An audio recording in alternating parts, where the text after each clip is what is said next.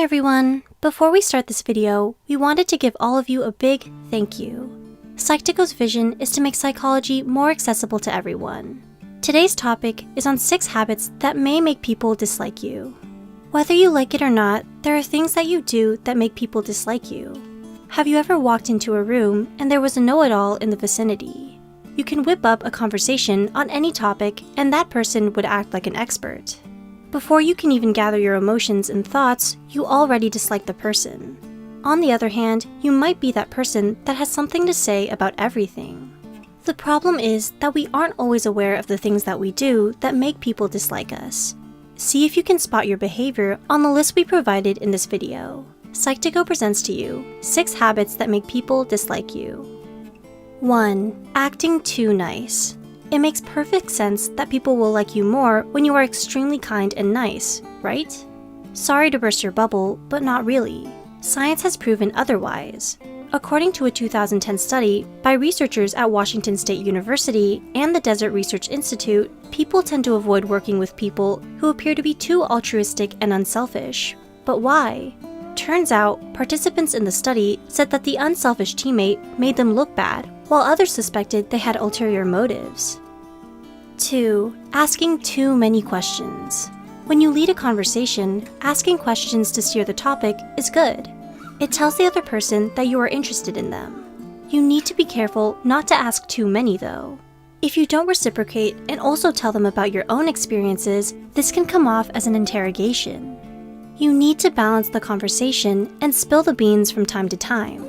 The Journal of Experimental Social Psychology found that people start to dislike you when you are the only one asking questions.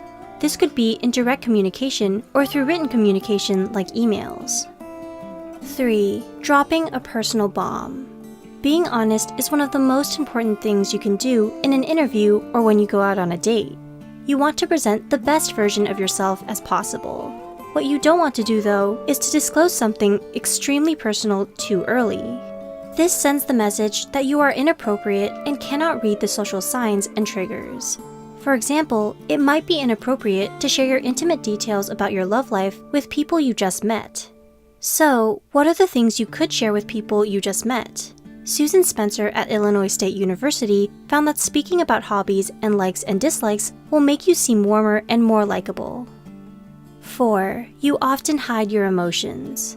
Somewhere along in your childhood, it became a common practice to hide and suppress your emotions. This is not the same as controlling your emotions, though. Studies have shown that people react better to a truthful display of emotions than hiding them. For example, someone made you upset because they said something that you think was insensitive. Instead of being passive-aggressive and giving them a cold shoulder, you sit down with them and calmly tell them how you felt when they said what they said. When you understand your emotions, you can express anger and sadness appropriately. Don't keep your emotions inside. It is bound to burst out into the open. 5. Acting like you don't like someone. You could potentially turn someone off when you don't express fondness for the person you're meeting.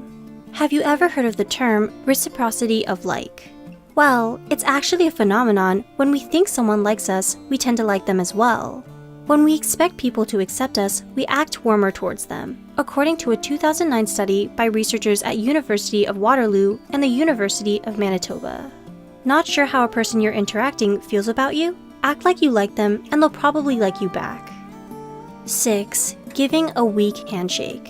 Have you ever greeted someone and found they have a weak handshake? Do you find it off-putting when someone cannot shake your hand properly?